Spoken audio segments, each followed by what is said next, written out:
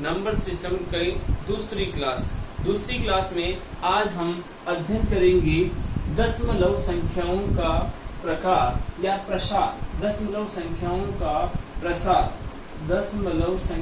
का प्रसार decimal expression. दोस्तों समझना, दशमलव संख्याओं का प्रसार बहुत ही इम्पोर्टेंट पॉइंट है।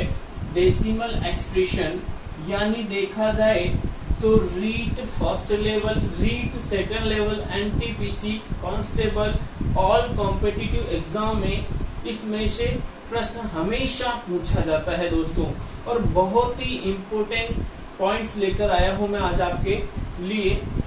दशमलव संख्याओं का प्रसार डेसिमल एक्सप्रेशन। दोस्तों समझना, दशमलव संख्याओं का प्रकार मैं इसे दो भागों में बांटता हूं।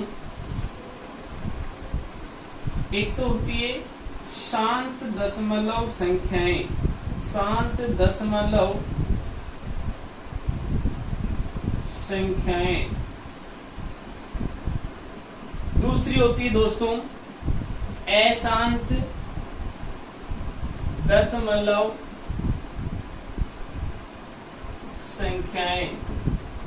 एक तो होती है शांत दशमलव संख्याएं दोस्तों, और दूसरी क्या होती है अशांत दशमलव संख्याएं। दोस्तों अशांत दशमलव संख्याओं को पुनः दो भागों में बांटा जाता है। आवर्त अशांत दशमलव संख्याएं और अनावर्त अशांत दशमलव संख्याएं। दोस्तों दशमलव संख्याओं का प्रसार डेसिमल एक्सप्रेशन शांत दशमलव संख्याएं, इसे अंग्रेजी में terminating decimal expression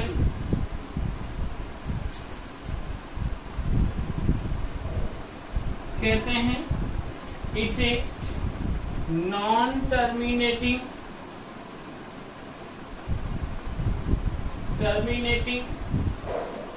decimal expression कहते हैं। इसे आवर्त अशांत दशमलव संख्याएं यानी रिपीटेड सीरीज, और ये नॉन रिपीटेड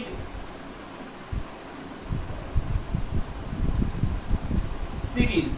दोस्तों एग्जाम के लिए बहुत ही इंपॉर्टेंट है। REET first level, REET second level, science maths, constable, NTPC, group D, all competitive exam में 100% इसमें से प्रश्न बनता है। दोस्तों कल की पहली क्लास में अपन ने अध्ययन किया था परिमेय संख्या। मैंने आपको बताया था ऐसी संख्याएं जिसे p/q के रूप में लिखा जा सकता है उसे परिमेय संख्या कहते हैं। ऐसी संख्याएं जिन्हें p/q के रूप में नहीं लिखा जा सकता है उसे अपरिमेय संख्या कहते हैं। मैंने आपको समझाया भी था कि शांत दशमलव संख्याएं और आवर्त संख्याएं, आवर्त अशांत दशमलव संख्याएं, दोनों ही संख्याएं परिमेय संख्याएं होती हैं। दोस्तों शांत दशमलव संख्याएं और आवर्त अशांत दशमलव संख्याएं, दोनों ही संख्याएं क्या होती है दोस्तों? परिमेय संख्याएं होती हैं, परिमेय संख्या होती हैं। जबकि अनावर्त अशांत दशमलव संख्याएं दोस्तों अपरिमेय संख्या होती हैं, अपरिमेय संख्या होती हैं। दोस्तों एग्जाम में कभी भी आपसे ये पूछा जा सकता है कि अनावर्त दशमलव संख्याएं होती हैं, परिमेय अपरिमेय दोनों नहीं। तो पता होना चाहिए कि अशांत दशमलव संख्याएं अपरिमेय संख्याएं होती हैं। क्या दोस्तों समझ में आया? आगे चलिए सबसे पहले ये चीज आपको पता होनी चाहिए, फिर अपन एक एक चीज को लेकर चलते हैं। देखना दोस्तों, जब शांत दशमलव संख्या की बात करते हैं, पहला पॉइंट लेंगे अपन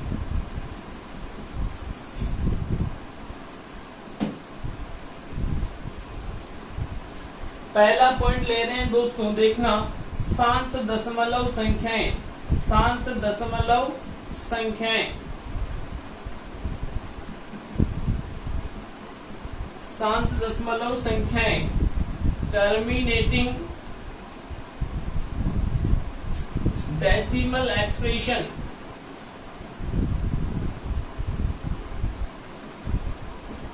टर्मिनेटिंग डेसिमल एक्सप्रेशन। दोस्तों देखना शांत दशमलव संख्या से आशय क्या लिया जाता है, अंश में हर का भाग लगाने पर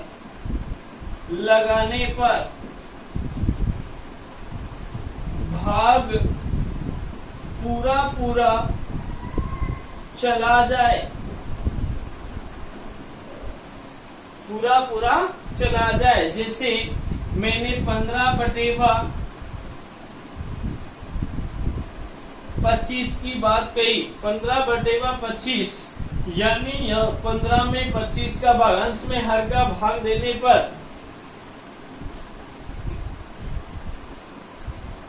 दशमलव के बाद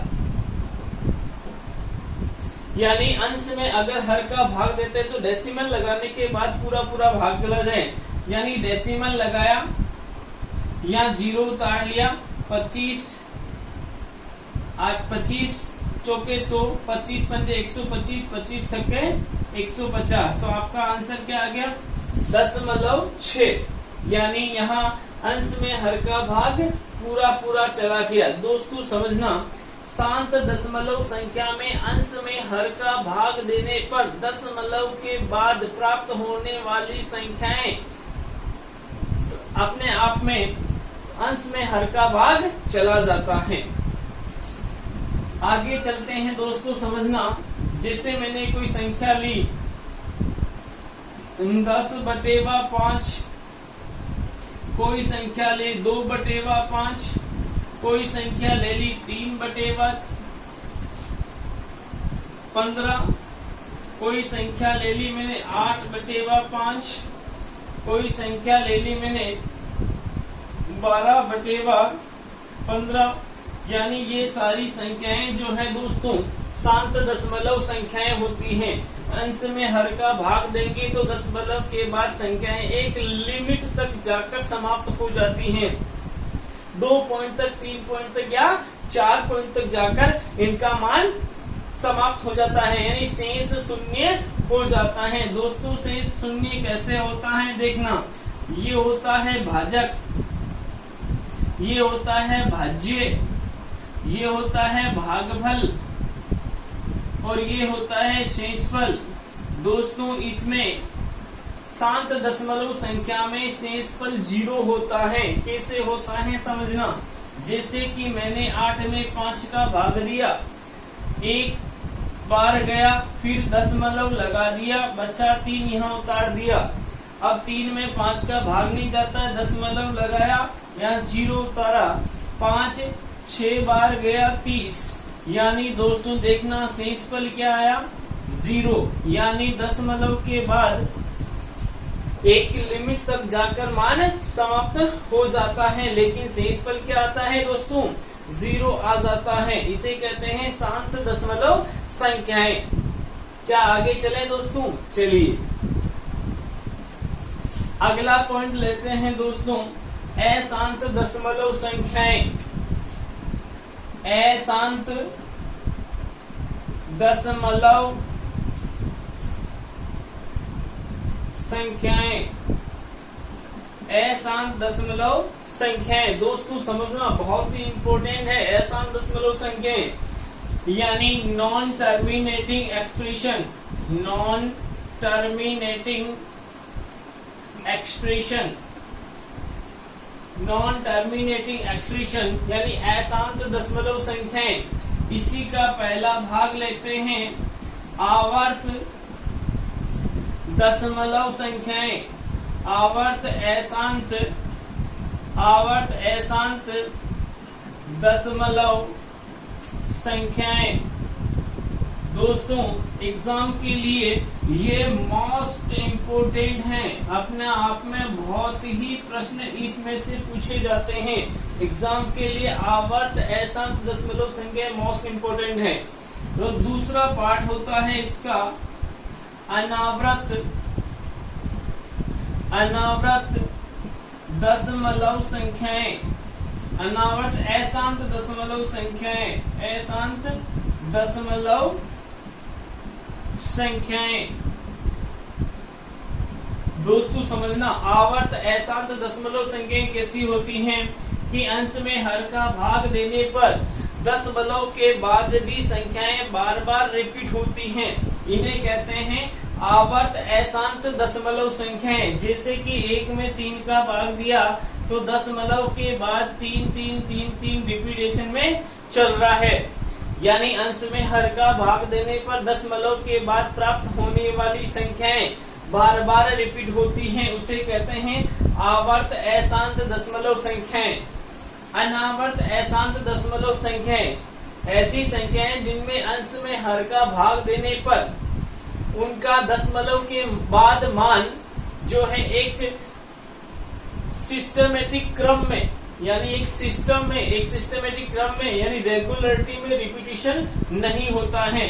जैसे अंडर रूट 2 का मान निकालने पर जो मान आएगा वो 1 पॉइंट, यानी रेगुलरिटी नहीं, एक ग्रुप में रिपीटिशन नहीं होता है, यानी ग्रुप में रिपीटिशन नहीं होता है। 0.1 1 0 1 1 1 0 1 1 1 0, यानी इस प्रकार से बिना ग्रुपिंग में रिपीटिशन होने वाला मान क्या होता है? अनावर्त अशांत दशमलव संख्याएं। क्या दोस्तों समझ में आया? आगे चलिए एग्जाम के लिए सबसे मोस्ट इम्पोर्टेंट पॉइंट है आवर्त अशांत दशमलव संख्याएं। ये दोनों चीजें जो शांत दशमलव संख्याएं और अशांत अनावर्त दशमलव संख्याएं, ये कम इम्पोर्टेंट है, लेकिन सबसे ज्यादा इम्पोर्टेंट है आवर्त अशांत दशमलव संख्याएं। दोस्तों इसका विशेष ध्यान रखते हुए अध्ययन करना है।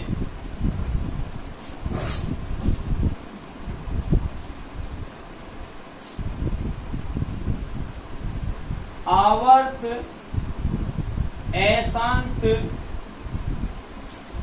दशमलव संख्याएं, दोस्तों अपनी कॉपी में इसके साथ इम्पोर्टेंट नहीं, इसे मोस्ट इम्पोर्टेंट शब्द के रूप में लिखिए। एग्जाम में बहुत ही प्रश्न इसमें से ही बनते हैं। समझना दोस्तों, आज मैं इस क्लास में आपको बहुत ही शानदार ट्रिक बताऊंगा इसकी कैसे आंसर निकालते हैं अशांत दशमलव संख्याएं। अब देखना दोस्तों, आवर्त अशांत दशमलव संख्याओं को 2 भागों में बांटा जाता है। एक तो होता है दशमलव संख्याओं को भिन्न में बदलना। दूसरा होता है भिन्न संख्याओं को भिन्न के रूप में लिखी संख्याओं का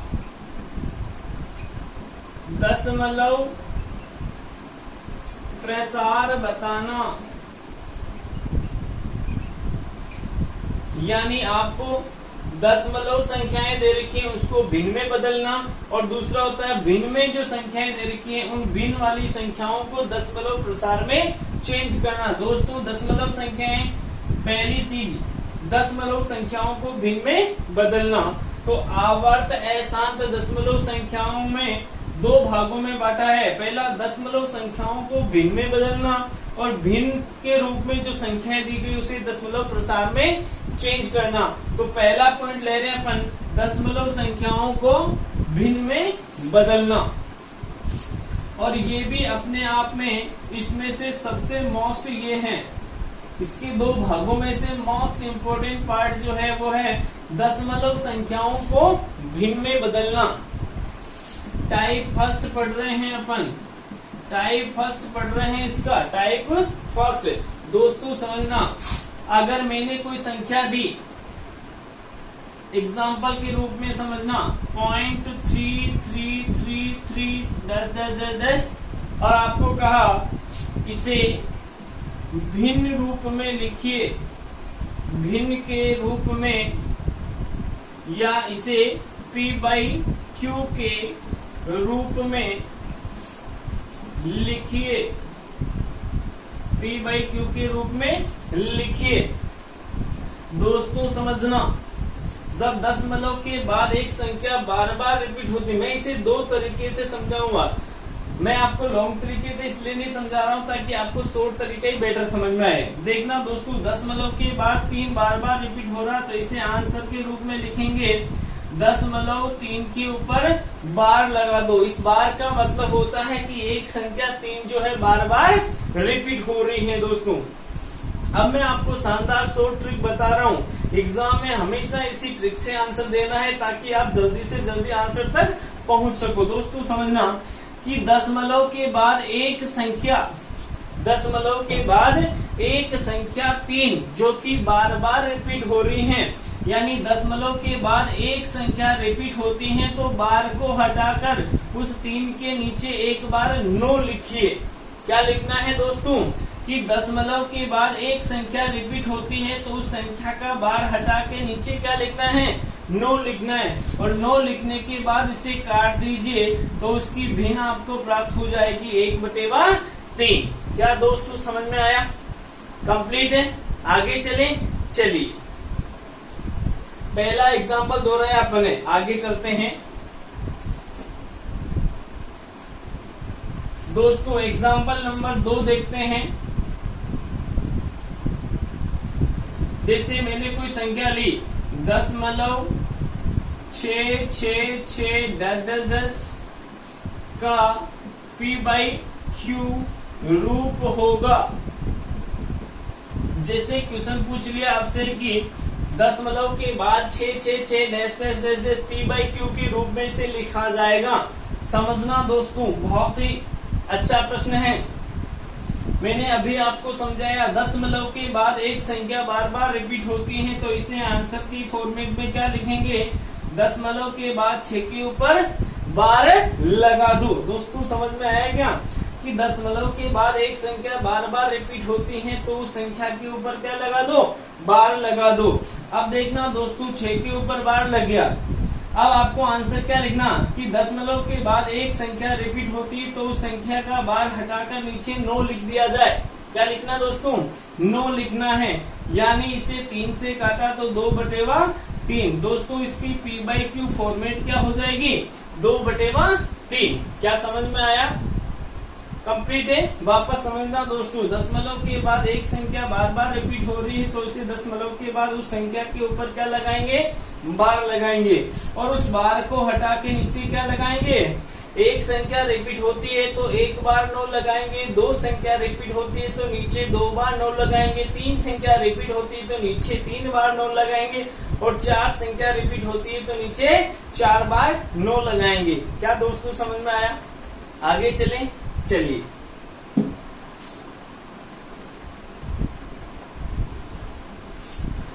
एग्जाम्पल लेते हैं अपन तीसरा। दोस्तों समझना 0.7777 डैश डैश डैश का P बाई Q रूप होगा।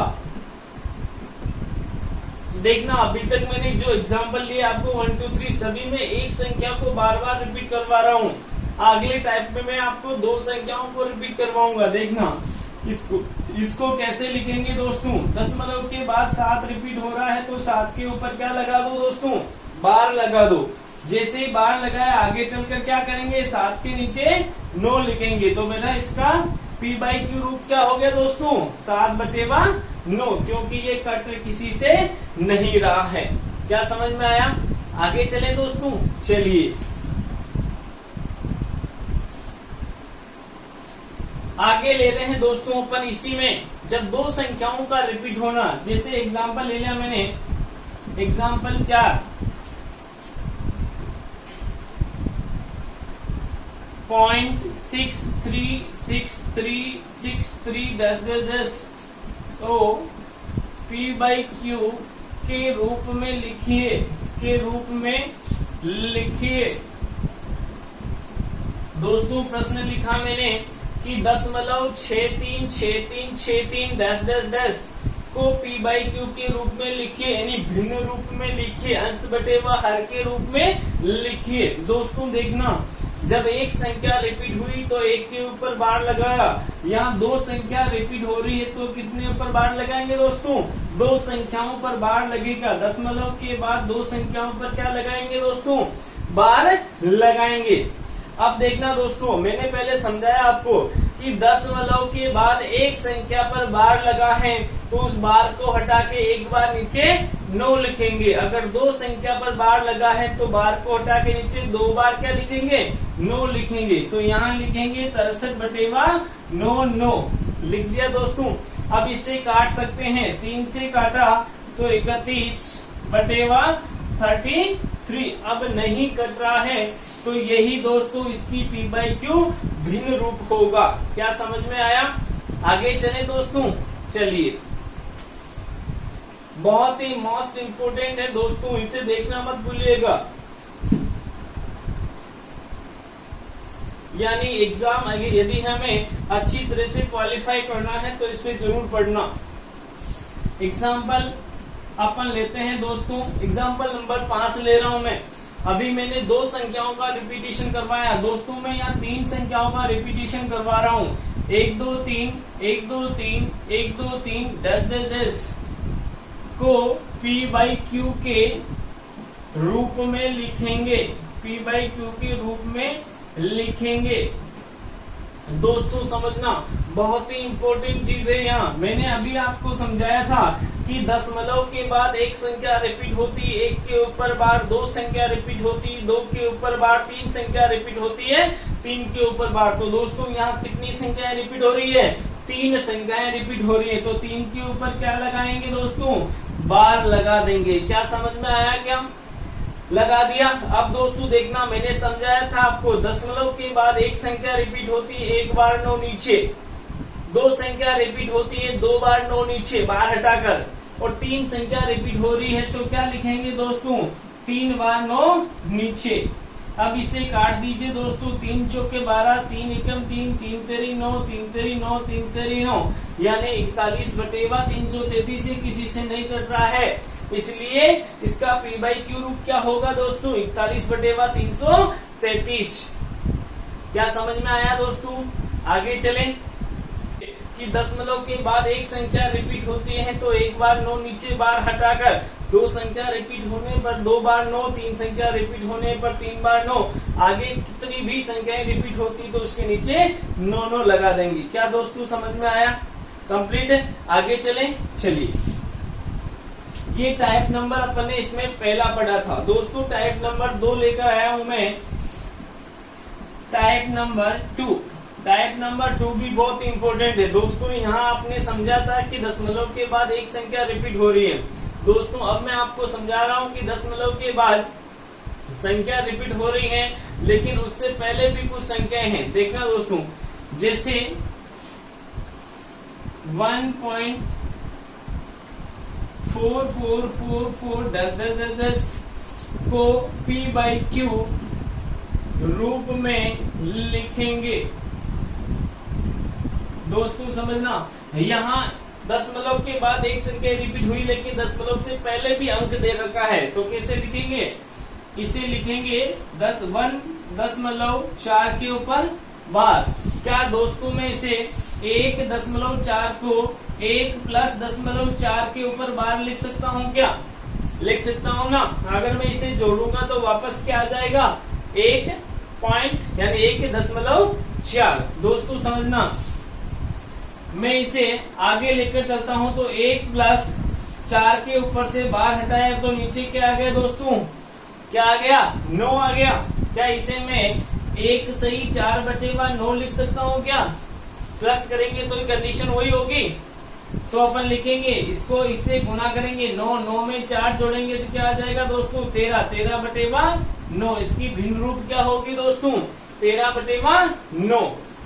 यदि आपको यहां से समझ में कम आया है तो दोस्तों देखना, अगर मैं इस 1 प्लस 4/9 तो 1 के नीचे क्या लेंगे 1 लेंगे, इस 9 एलसीएम ले लेंगे तो कंडीशन वो की वही आएगी 9 4 13/9। यानी मैं इसके अकॉर्डिंग चलूं तो 9 एलसीएम ले लिया, 1 का भाग 9 में 9 बार क्या 9 प्लस 9 का भाग 1 में 9 में 1 बार गया 1 इंटू 4 यानी 4, तो भी भिन्न क्या आएगी 13/9। और वैसे इसे आप 1 से ही 4/9 करके मल्टीप्लाई बाई प्लस कर दो तो आंसर क्या आ जाएगा 13/9। क्या समझ में आया दोस्तों? आगे चलें, चलिए समझना दोस्तों, बहुत ही अच्छा प्रश्न लेकर आया हूं मैं आपके लिए। जैसे मैंने कोई संख्या ली 2 दशमलव 1 5 1 5 10 को P बाई Q रूप में लिखिए। तो कैसे लिखेंगे दोस्तों? 2 प्लस दशमलव के बाद 2 संख्याएं रिपीट हुई तो 2 पर बार लगा दिया। दोस्तों समझना, इसे अपन 2 प्लस 15/99 लिख सकते हैं क्या? कंप्लीट है। अब ये कट रहा है तो काट दो, 2 प्लस 3 5 15 और ये 33। दोस्तों यहाँ तक हो गया। अब क्या करोगे, इसे 2 सही 5/33 लिख सकते हैं। 33 दूनी 66 और 5 71/33 की भिन्न आ जाएगी। समझना दोस्तों, 2.15 यानी उसके बाद 15 जो है 15 बार बार रिपीट हो रहे हैं। दशमलव के बाद 2 अंक रिपीट हो रहे हैं तो 2 पर बार लगा दिया। 2 प्लस 15 यानी 15/99, 3 से काट दिया 5/33, इसे 2 से 5/33 कहेंगे और आंसर क्या आ जाएगा दोस्तों 71/33। आगे चले दोस्तों, चलिए समझना,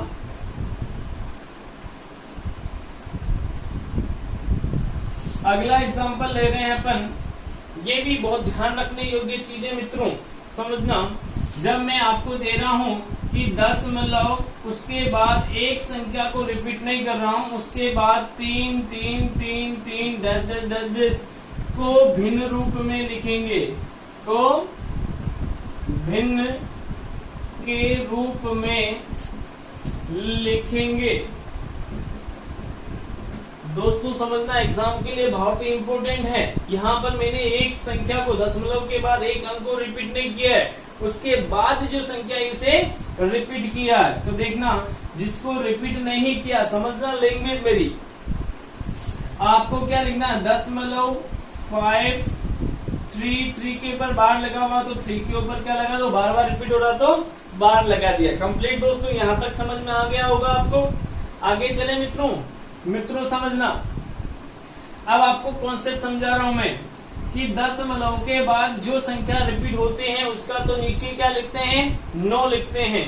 अब ध्यान रखना मित्रों, दशमलव के साथ में कोई अंक जो रिपीट नहीं होता है, उससे पहले जो संख्या रिपीट हो रही है उससे पहले कोई अंक जो है रिपीट नहीं होता है तो उसका नीचे क्या जाएगा 0 जाएगा। तो दोस्तों यहाँ इस पूरी संख्या 53 में से जो संख्या रिपीट हो रही है उसको 53 लिख दिया, और जो संख्या रिपीट नहीं हो रही उसको क्या करेंगे माइनस कर देंगे। दोस्तों ये 5 अंक जो है रिपीट नहीं हो रहा है इसलिए इसे माइनस कर देंगे, और ये 3 रिपीट हो रहा है इसलिए इसके नीचे क्या लिखेंगे 9 लिख देंगे, और 5 रिपीट नहीं हो रहा है, एक अंक रिपीट नहीं हो रहा है इसलिए नीचे 0 लिखेंगे।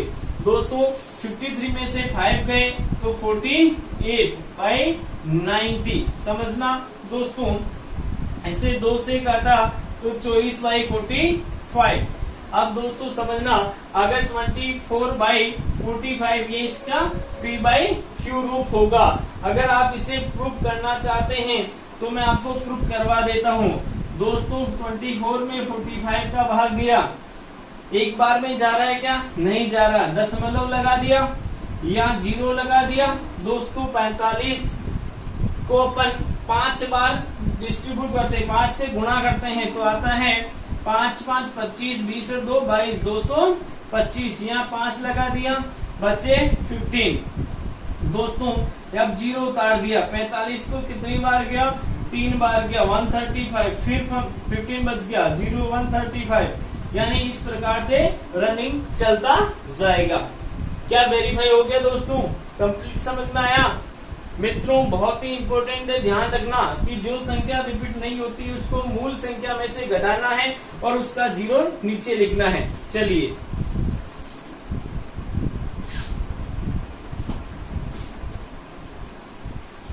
मित्रों समझना, अगला एग्जांपल सेम पैटर्न से ले रहा हूं मैं, यानी 10.71111 को P/Q के रूप में लिखिए।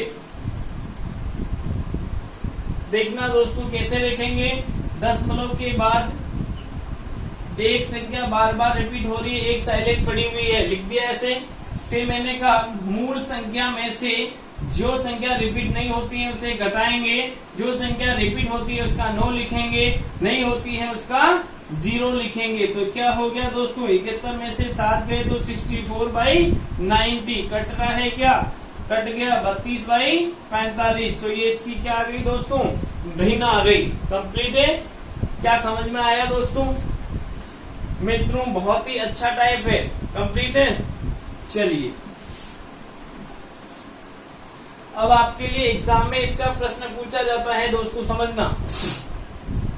जैसे प्रश्न एग्जाम मोस्ट देख लीजिए इसमें, यानी एग्जाम में आपसे प्रश्न पूछा 5.4 बार प्लस 6.2 बार प्लस 9.1 बार का योग होगा, योग होगा। दोस्तों समझ लिए क्या? इस प्रकार का कोई भी प्रश्न आपसे एग्जाम में पूछ लेता है तो कैसे करोगे, 5 मैंने अभी समझाया था, 5 प्लस 4 के ऊपर बार तो नीचे क्या लिखेंगे, 9 ब्रैकेट में लिख लो, प्लस 6 प्लस 2 के ऊपर बार है तो नीचे क्या लिखेंगे, 9 ब्रैकेट, प्लस 9 प्लस 1 के ऊपर बार है तो नीचे क्या लिखेंगे, 9। क्या दोस्तों समझ में आ गया यहाँ तक? अब सारे प्लस के साइन तो ब्रैकेट खोल देते हैं और मूल संख्याओं को अलग ले लेते हैं, भिन्न संख्याओं को अलग और कंप्लीट पूर्ण संख्याओं का अलग। तो पूर्ण संख्या होगी 5 प्लस 6 प्लस 9, प्लस भिन्न संख्याओं को अलग ले लेते हैं, 4/9 प्लस 2/9 प्लस 1/9। दोस्तों पूर्ण संख्या होगी, नोट से 15 5 20, और इन तीनों संख्याओं का एलसीएम कितना है दोस्तों, 9। तो एक बार गया तो 4 प्लस 2 प्लस 1, तो दोस्तों इसे लिख सकते हैं 20 प्लस 7/9, 7/9। और इसे और क्या लिख सकते हैं दोस्तों, समझना, 20 सही 7/9, और इसकी भिन्न क्या हो जाएगी, 9 दूनी 18, 180 और 7 187/9, यानी कंप्लीट भिन्न के रूप में आंसर क्या है, तो 187/9, और मिश्रित भिन्न के रूप में आंसर क्या है, तो 20 सही 7/9। क्या दोस्तों समझ में आया? आगे चलें, बहुत ही मोस्ट इंपोर्टेंट है एग्जाम के लिए, ध्यान रखना दोस्तों, एक बार समझोगे तो कंप्लीट हो जाएगा पूरा कॉन्सेप्ट। यानी 5.4 6.2 9.1 इनके ऊपर भार लगा हुआ है, यानी आप इसे 10 में लिख सकते हैं। इस प्रकार से इसका आंसर देना है। आगे चले दोस्तों, चलिए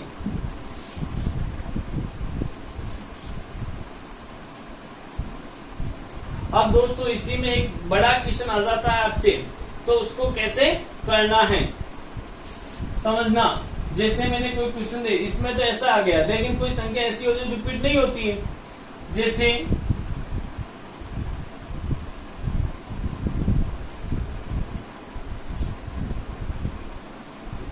6.53 बार प्लस 7.264 बार प्लस 3.1 बार का योग होगा, का योग होगा।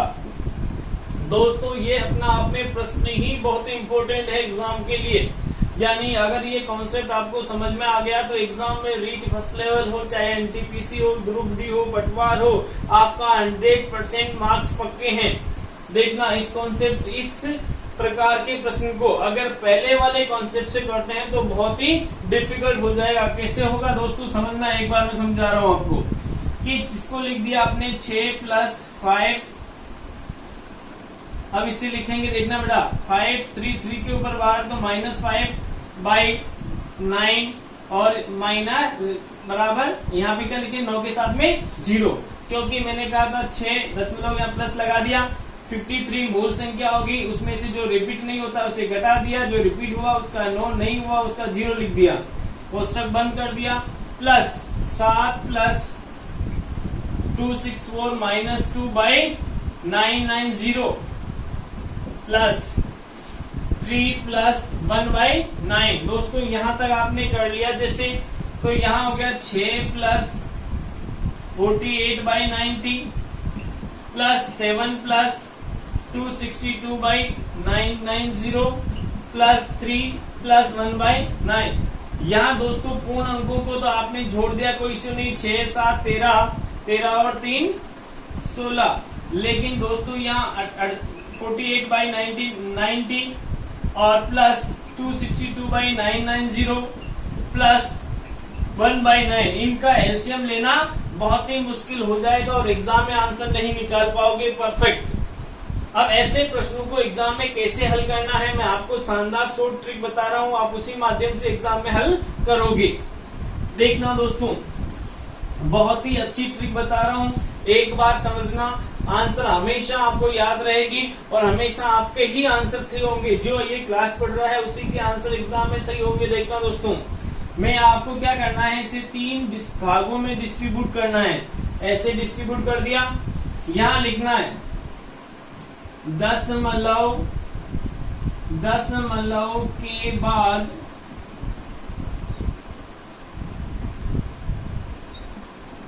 अधिकतम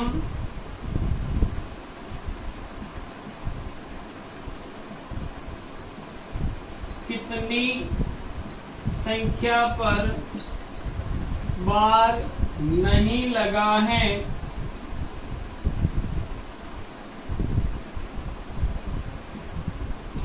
उतने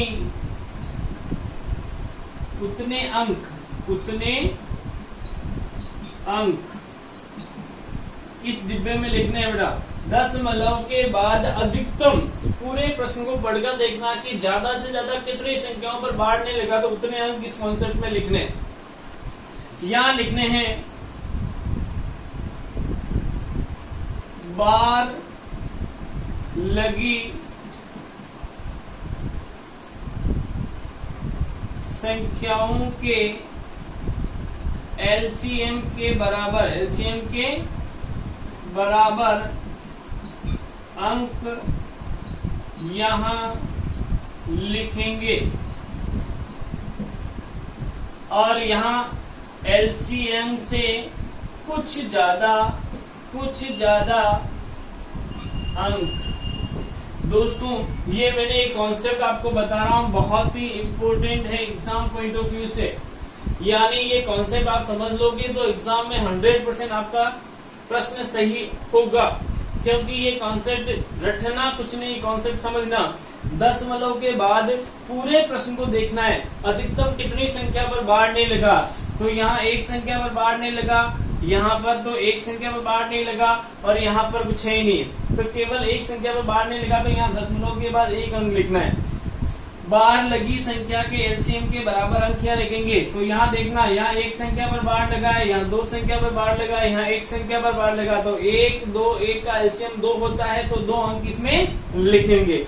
2 इसमें लिखे तो इसमें 3 लिख दो या 4 लिख दो, यानी दशमलव एलसीएम से कुछ ज्यादा।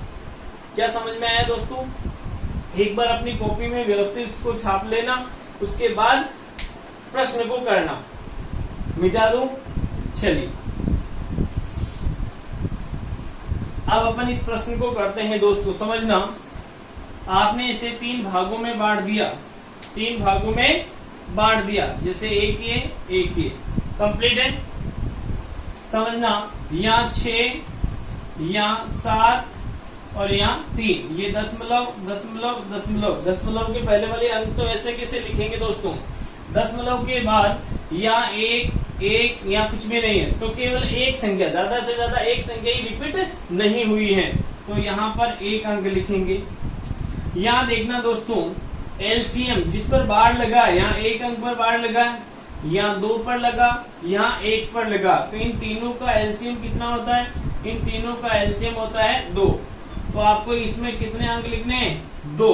कितने अंक लिखने हैं दोस्तों, 2 अंक इसमें लिखने हैं। और यहाँ 2 के बाद कुछ ज्यादा लिख दो। जैसे दोस्तों ये कॉन्सेप्ट समझ लिया, अब देखना उतारना, यहाँ एक अंक लिखना है, तो 6.53, तो यहाँ 5 उतार दिया, 3 को यहाँ उतार दिया, कंप्लीट है। अब देखना दोस्तों रिपीट कौन हो रहा है, रिपीट 3 हो रहा है, तो 3 3 3 3 लिख दिया। सेकंड 7.6 और 4, 264 सॉरी 264, एक बार तो ऐसे कैसे उतार लो, उतार लिया। अब चेक करो कौन रिपीट हो रहा है, 64, तो यहाँ लिखो 646, कंप्लीट है। फिर उतारो 3.1, अब रिपीट कौन हो रहा है, 1 हो रहा है, इसलिए 1 1 1 1 1, लाइन खींच दो, पीछे से जोड़ते हुए आना। 9 10 बचा 1, 8 और 1 9, 10 और 1 11 बचा 1, 7 8 और 1 9, 9 और 10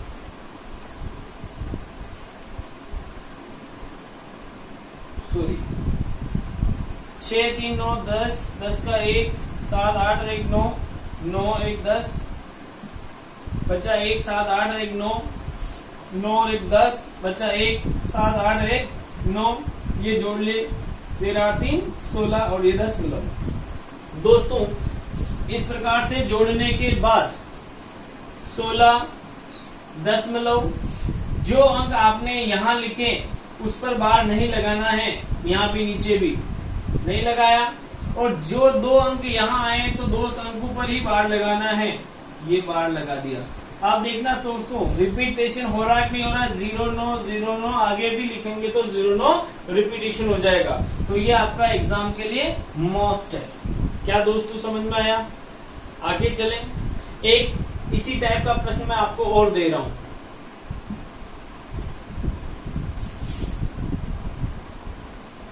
आज की क्लास में ये कॉन्सेप्ट ही है, ध्यान रखना दोस्तों।